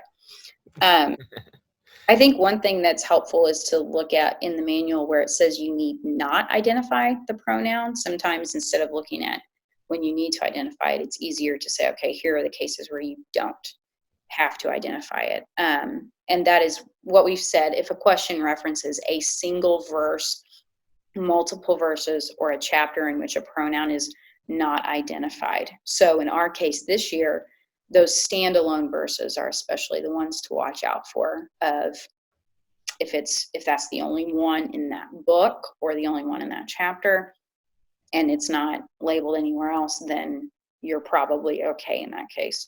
If a pronoun is already identified within the question is another one. So if the question, the example that they give here is, they of the circumcision which believed were astonished, as many as came with Peter. Why? So the answer is going to say, because on the Gentiles also will the gift of the Holy Ghost, for they, there's your pronoun, they heard them speak with tongues and magnify God. So the they is already specified in the question, that as many as came with Peter, they of the circumcision, as many as came with Peter. That's already been identified in your question. So there's no reason for you to have to go back and identify it since it's been identified in the question. Or the last case is, or not the last case, excuse me, if a pronoun is previously identified in the answer. So if you'd say, have no fellowship with the unfruitful works of darkness, but rather reprove them, you've already said the unfruitful works of darkness. So if it's tied to that verse already, you've already given what the them is in that case. And again, when you're talking about multiple people, that's where it gets really hairy. If you're just talking about one thing, you're usually okay. And I think those are the big ones for not, that you don't need to. There's a couple extra here. Let me just read through. If a quizzer includes a pronoun as part of his or her answer, and it's not essential to a complete and correct answer. So what was said in Acts 2:38, then Peter said unto them, repent and be baptized. All the question wants to know is what was said. So you don't need to say who them is, even though it's identified in Acts chapter 2. It's unimportant to the answer, because the answer is what was said, nothing about who it was said to. And then some people say best case scenario is just go ahead and identify them, and that's true, but you better make sure that you're correct. So if you're not sure if you need to identify it, make sure, because if you give the wrong one and it didn't need to be identified, then you're toast because of that. But again, if you're going to be counted incorrect because of a pronoun, really the best case scenario is just you need to know what they are and be able to identify them if the situation is called for. All right, we got a couple of things I wanted to bring up on the podcast today because there are things I've learned this year as a coach, and new things to me, and I know it's new to some other people as well. We learned, both of us, that in seniors, not in juniors, in seniors, the phrase contains this information. So, say on a quotation question, "Blood of Christ." Quote the verse of study that contains this information. You're in danger of getting that question that wrong if there's another verse that has blood of Jesus Christ or blood of Or the his Lamb. blood referring to Jesus Christ. His blood referring to Jesus Christ. Exactly. So this information can be construed to say anything that contains the information, even in a different wording or a different way of saying it. But when you say, quote the verse, say that contains this phrase, that is literally just the phrase blood of Christ. So it is important that we try and coach our quizzers. I know I coached my quizzers for years to just say, quote the verse that contains this information. I think that's characteristic of when we quiz. You can tell the generation that you quizzed by how you finish the question. Exactly. But now we have to encourage, and sometimes saying quote the verse that contains this information is fine because it's specific and there's nothing else that it can be tied to. But now it's important that we try and coach our quizzers to say, quote the verse of study that contains this phrase, if it's a phrase, and this word, if it's a word. Right. And I told my kids, I'm like, well, it stinks that it's just something else that we have to think about, but use it as a tool in your chest of contesting. And you pay attention to when other teams do that, and maybe we can use that. And then the other one I just learned this past weekend was there's a difference between a response and an answer. So thank you for sharing these, but both of these you shared with us. So very grateful for the camaraderie in the Illinois district because it helps me as a coach. I think it's important to always share anything we can because it's important to try and build each other up. The difference between a statement and an answer, not a statement, a response. Stuck on statement and phrase. Oh gosh. So say unto what then were ye baptized? This is actually the example that happened this weekend. And my quizzer said, quote the response to this question. And so in his mind, that meant unto John's baptism. But there's a difference between a response and an answer. So if he would have said, quote, the answer to this question, then the answer to that would have been unto John's baptism. But a response, if you say, quote, the response, that includes any actions or any description of how they say it. So he was ruled incorrect because if you say, quote, the response, you need to say, and they said unto John's baptism. So there's a lot of other cases. So say like to just come up with a better, more meaty example.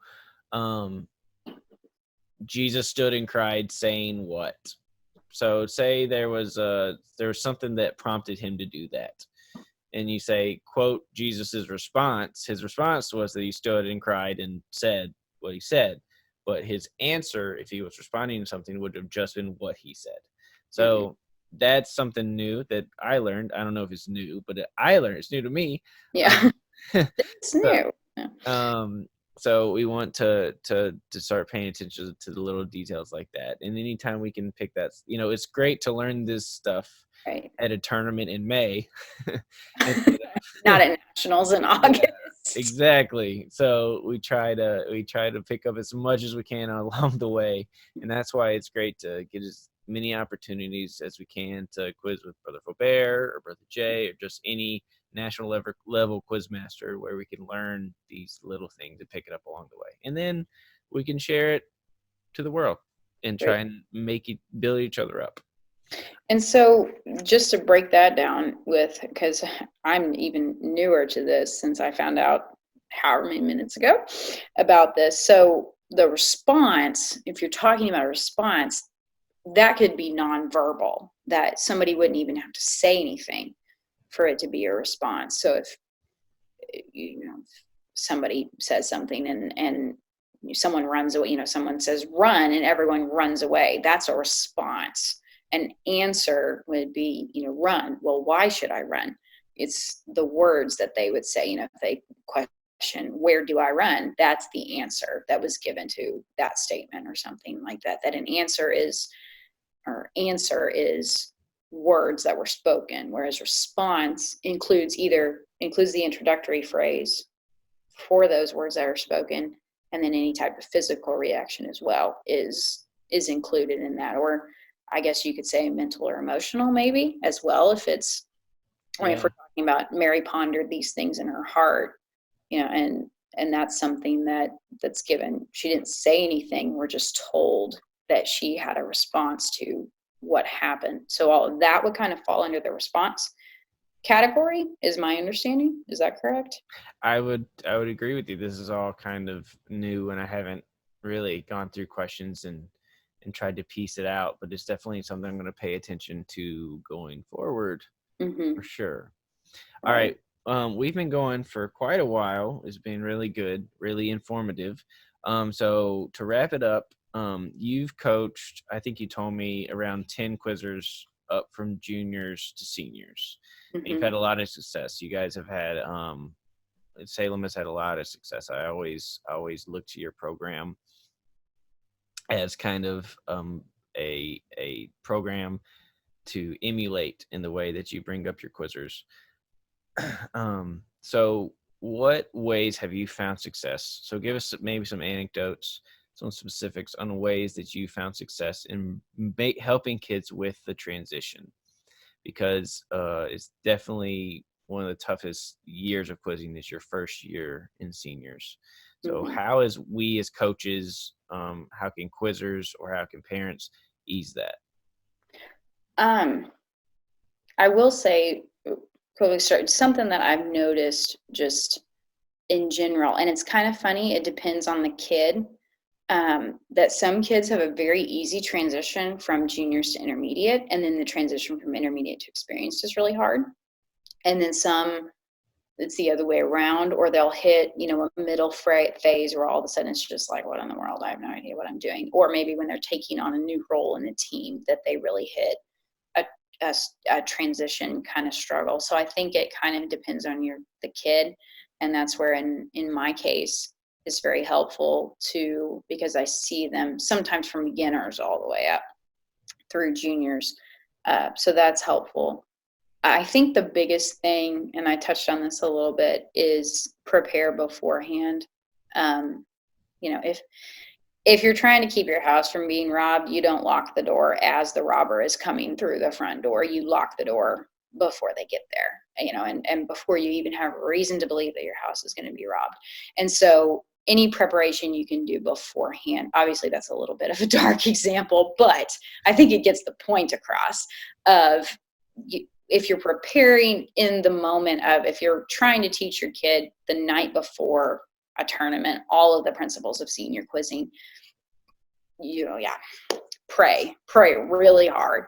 And not that they will do terrible and totally bomb, but there's just going to be a lot of catch up there. And so the principles that you can teach. So instead of just teaching them specifically how to answer junior questions, or, okay, this is how you do this, start teaching the principles. And it won't be as in depth as a senior quizzer. But I said a little bit, with flipping the verb and everything else, we don't rely a lot on that in practice or when we're teaching junior quizzers how to interrupt, because we just teach them, all right, look for the pattern, where's your doing word, the action word, where is that? Is that going to be in the answer, or was it put in the question? And so teaching them that, they start learning how to dissect a question. So they're learning that principle instead of just saying, okay, I can just throw this in whichever way and it won't matter. The beauty of juniors is then that they have a little bit more leeway in answering that question, but they've learned that principle. We teach um, quoting principles. One of Brother Marshall's phrases that I loved from sitting as a judge was, "I don't want to make juniors speak Chinese to speak English." And so there's some things that you have to be really ticky on. If it's obviously a different word, then you have to be. But seniors, it's very much, you better know there's an S on the end of that word. You better know that was a past tense. Is that an F or an est? I need to know which one it is.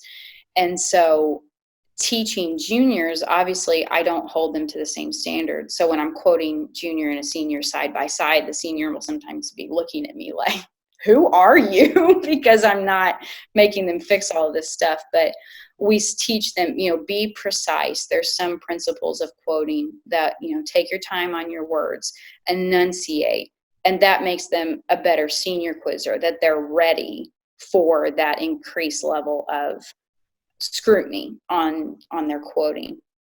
Different contesting procedures, just how you present a contest. Obviously, there's a lot of difference in junior contesting versus senior contesting. But using contests as timeouts, even if you don't have anything, if it's the last 4 questions of a quiz, stand up and contest so we can talk. And just those different principles. Focus.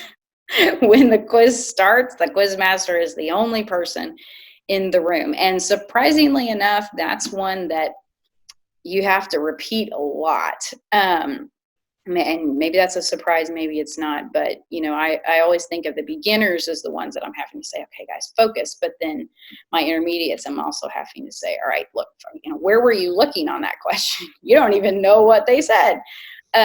And so those kind of different focus when you're learning your material, focus as we're reviewing, train your mind to be engaged for those things. Any type of principle teaching that you can lay down first as a junior will help that transition so much. And so teaching them the principle instead of the specific rule for the division.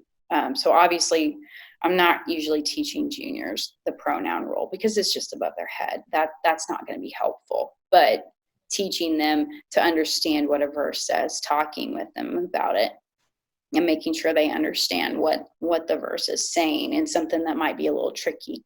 Those kinds of things help just prepare them that when they hit seniors, it's like, okay, this isn't completely foreign to me. I remember this a little bit from juniors.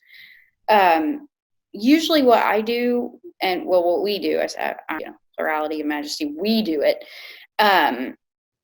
is at the end of the quiz year, all of the juniors that are going to move up to the senior division, we take them and pull out questions that are senior questions from the material that they've learned. And we read them a couple quizzes and let them get the hang of answering it. And then sometimes we'll let them try to interrupt it. And we'll give them the general differences. Okay, what was a 20-point direct question in juniors is now going to be a 10-point. You're going to have cross-references in the 20s. You may have 2 parts in the 10s. Your 10s are probably going to be the most familiar thing to you because they run about the same. They'll just be a little longer. And we'll give them some kind of general information. But they already know the material for that year. So it's helpful then once they're done with nationals or finals for juniors that we can say, okay, here's a new box.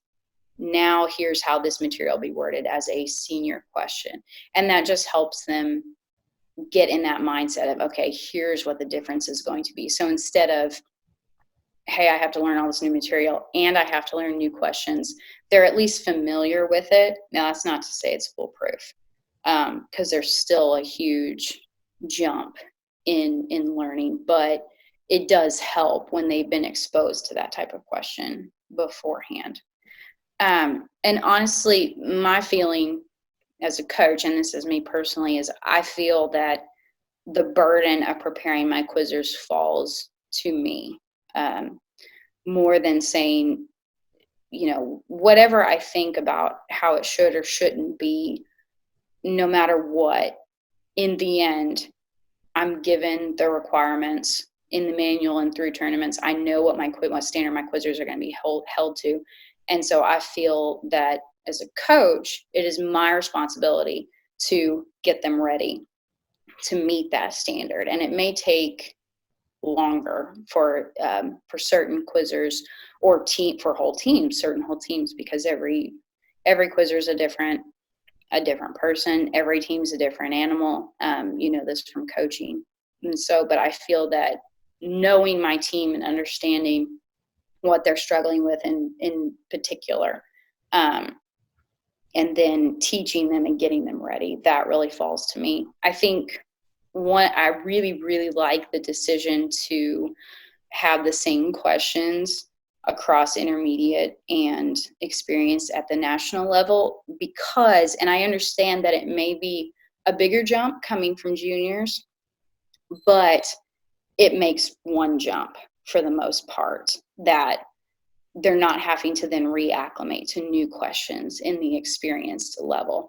So yes, it might be a big jump depending on the quizzer, but they're really only having to make one jump at that point.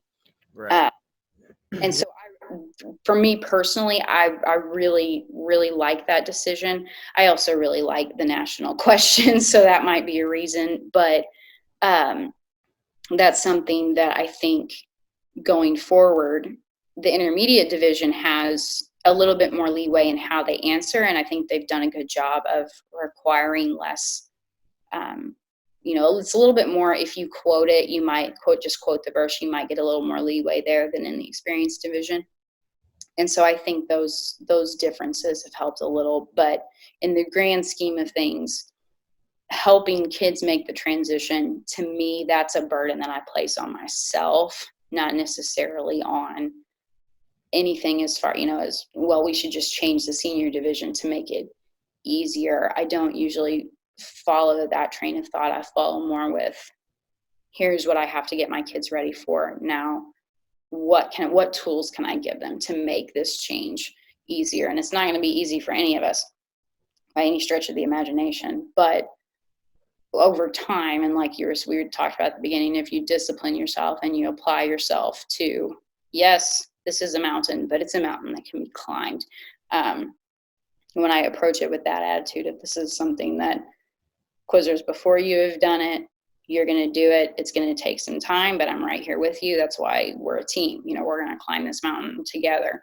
That when we commit to it, we've successfully gone over it. And for the most part, I believe it is a jump that can be made, approaching it with that attitude of have your quizzers, give them the most effective tools that you can, and you're not going to be able to tell them, okay, if this case do this, if this case do this, for every single situation, but you can give them the principles and the effective tools to help them make that transition. Well, I think that's a good way to sign off. So, Chaela, thank you so much for coming on. You're welcome. Thanks for having me. Thanks for doing this. This is great. I think this is a wonderful avenue for the Bible quizzing community. Well, you're starting off the coaches series. I've been having some former quizzers on, and you are a former quizzer, but your role much more recently has been a coach for, like you said, 5 years strong, and even before that. So it's much more nerve-wracking behind the board than it ever was at the board. It's so much worse. I'm sure a lot of people can relate to that. Mm-hmm. We love coaching. We love our kids, and you've done a fantastic job with all your kids. And I, like I said, the program that you and your mother and others have built down there in Salem is definitely one to emulate. And thank you for coming on and for sharing with us. I think that this could definitely help coaches in quizzing right now, and as we prepare for district finals and nationals, but especially in the fall, when we start trying to transition our junior quizzers that are moving up. So thank you so much for coming on. And Thanks for having me. All right. Have a good night. You too. All right. Bye.